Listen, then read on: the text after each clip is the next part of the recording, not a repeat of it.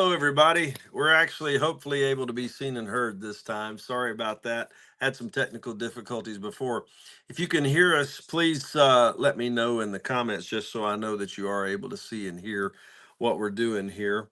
We are looking today at another of the famous and useful stories from the Old Testament, chapter 29 of the book of Genesis. We're looking at the meeting of Jacob and Rachel at the well in Haran. Great story. Jacob had been sent away a good while ago now by his mother because Esau was wanting to kill him for taking his birthright and his firstborn blessing. Thank you for that. I appreciate it. And now he is coming into the land of his mother's people, or his mother's people, and they are he's gonna find out that God's putting someone in his path that will eventually be his wife. Let's look at 29, beginning in verse 1. So Jacob went on his journey and came to the land of the people of the east. And he looked and saw a well in the field, and behold, there were 3 flocks of sheep lying by it, for out of that well they watered the flocks. A large stone was on the well's mouth.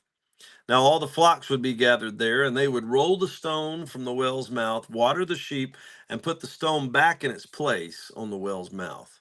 And Jacob said to them, My brethren, where are you from? They said, We are from Haran. You might recall that Abraham, when he left Ur of the Chaldees, stopped and dwelt in Haran for some time. His father died there. And then he said to them, Do you know Laban, the son of Nahor? And they said, We know him. So he said to them, Is he well? And they said, He is well, and look, his daughter Rachel is coming with the sheep. Then he said, Look, it is still early in the day. It is not time for the cattle to be gathered together. Water the sheep and go and feed them. But they said, We cannot until all the flocks are gathered together, and they have rolled the stone from the well's mouth. Then we water the sheep. Now, while he was still speaking with them, Rachel came with her father's sheep, for she was a shepherdess.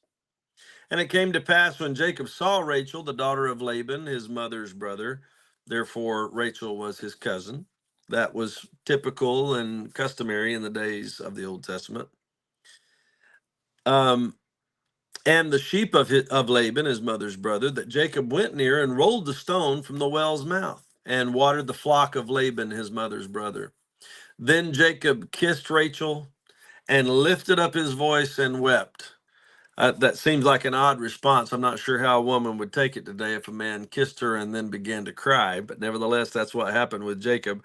I assume that he was so moved after his journey and all that had happened in his life that he just felt like God had decided to bless him here.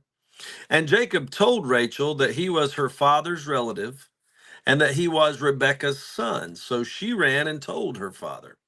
Then it came to pass when Laban heard the report about Jacob, his sister's son, that he ran to meet him and embraced him and kissed him and brought him to his house.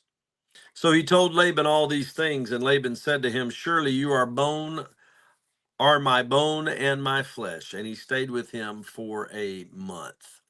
So the culmination of the task that he was given by his mother, the culmination of his work, if you want to call it that, to receive the firstborn blessing and the birthright. He tricked Esau out of both of them, and that's why his mom sent him back to Haran to find a wife so that Jacob would not kill him. I mean, so that Esau would not kill him.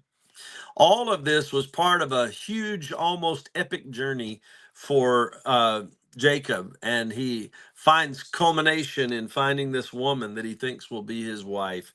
We'll read more about his marriage to Rachel and a couple of twists and turns. It seems like the whole family had a little bit of deviousness about them, but nevertheless, all these imperfect people, all these ordinary people, all of these people with issues, they were all used to be part of God's plan. That should give us hope today that even in our dysfunction, sometimes God can still use us if we're willing to allow him to do just that. And that is the word for today. Thank you for being with us. Good to see Sharon Noblet, Jean Goodman, Vicki Adkins, Richard Britt. There are others I know on as well, because there are quite a few that are not identified by name, but you are showing as being on. Thank you for taking the time to be with us for Live at 5. It is our honor to bring it each and every day, and I hope that it blesses you when you have the time to watch. Again, sorry about the technical difficulties we had right at 5, but it came on a little bit later once we got all that worked out. And thank you for being patient and sticking with us. Spend some time with God every day in the Word of God and prayer. It's the most important thing you'll do all day, and it'll help you to understand how convoluted and wonderfully intense God's plan can be for your life from time to time, and trust Him in the midst of all of it. Please know we love you and we're praying for you, and I look forward to seeing each of you again tomorrow live.